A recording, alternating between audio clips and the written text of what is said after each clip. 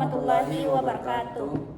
Saya atas nama Emil Fauzi M dengan NIM 60202202041103. Saya Nisa Marwati dengan NIM 602220241008. Baik, di sini kami akan mempresentasikan hasil diskusi kami, yaitu akuntansi salam.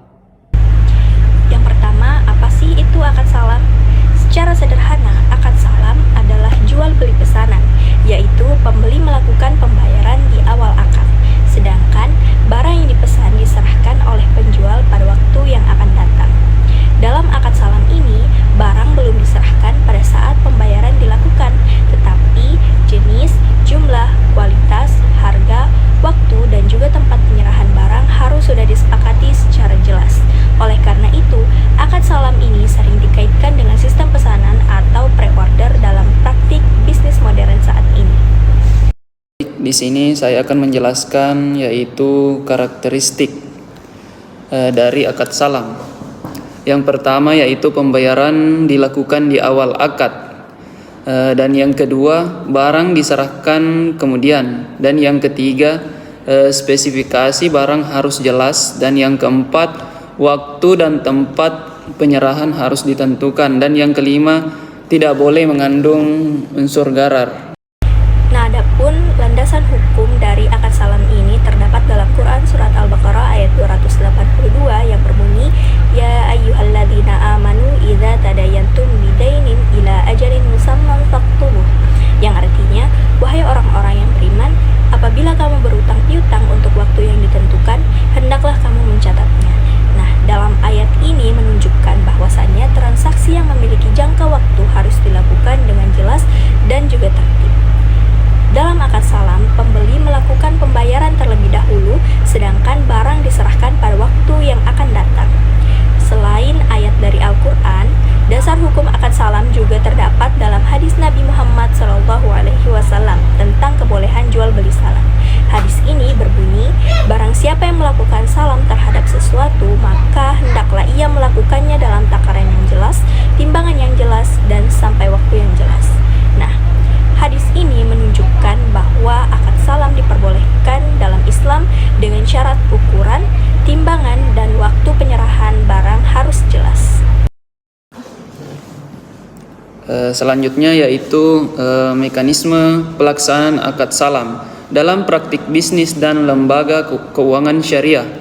Yang pertama yaitu pembeli memesan barang kepada penjual, dan yang kedua yaitu penjual dan pembeli menyepakati spesifikasi barang, dan yang ketiga pembeli membayar harga barang di awal akad, dan yang keempat penjual menyediakan atau memproduksi suatu barang, dan yang kelima penjual menyerahkan barang kepada pembeli.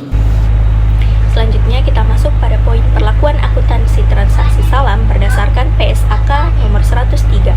Dalam buku akuntansi syariah di Indonesia dijelaskan bahwasannya pihak pembeli mengakui modal salam yang dibayarkan sebagai piutang salam.